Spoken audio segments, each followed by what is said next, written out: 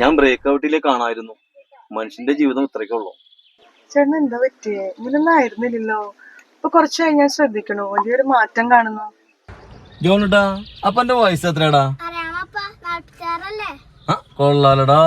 കണ്ട പറയാതിരിക്കാനുള്ള അടവ് വേണ്ട. ഇനി അവിടെ ചെന്ന് ഓവറാക്കാതിരുന്നാ മതി. അടവൊന്നും അല്ലടി.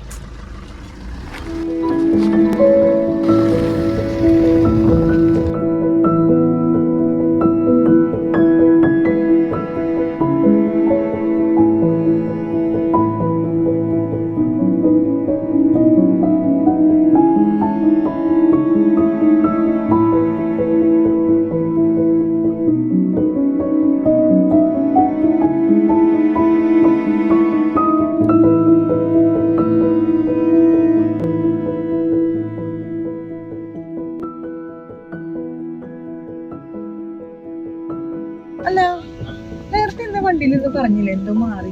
എന്താ കാര്യം? നിനക്കറിയോ, ഒരുപാട് നാളായി ഞാൻ നൊയിമ്പെടുത്ത് തുടങ്ങിയിട്ട്.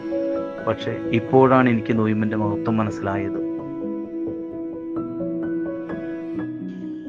ലീന, അവന്റെ സ്നേഹം എന്നെ വല്ലാതെ വീർപ്പ് മുട്ടിക്കുന്നു.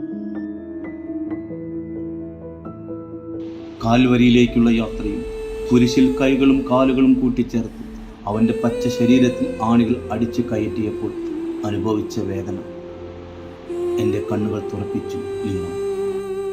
ഇന്ന് എനിക്കറിയാം, എൻ്റെ ജീവിതത്തിലെ എല്ലാ കുറ്റങ്ങളും കുറവുകളും ഒരു കണ്ണാടി എന്ന പോലെ.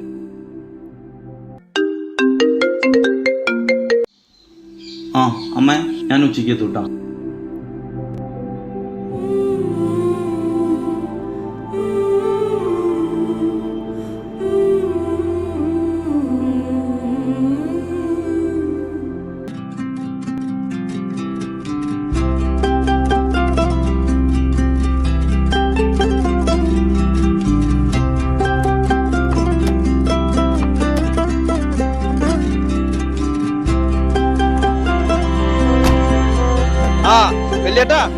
അധികം ഓവറാവണ്ട.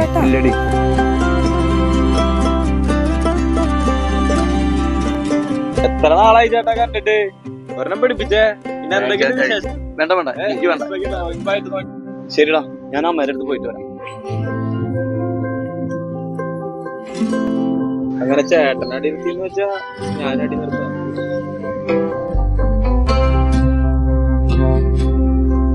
നീ ഇന്ന് അവരുടെ കൂടെ കൂടണില്ലേ? ഇതല്ലായിരുന്നു എന്റെ പതിവ്. എനിക്ക് നൊയിമ്പ് കൂടാൻ അമ്മയുടെ സ്പെഷ്യൽ മീൻകറി മതി. എനിക്ക് വേറൊന്നും വേണ്ട. ആരും പുതിയ വീൻ പഴയ തോൽക്കുടങ്ങളിൽ ഒഴിച്ചു വെക്കാറില്ല. അങ്ങനെ ചെയ്താൽ തോൽക്കുടങ്ങൾ പിളരുകയും വീഞ്ഞും തോൽക്കുടങ്ങളും നഷ്ടപ്പെടുകയും ചെയ്യും. പുതിയ വീഞ്ഞിന് പുതിയ തോൽക്കുടങ്ങൾ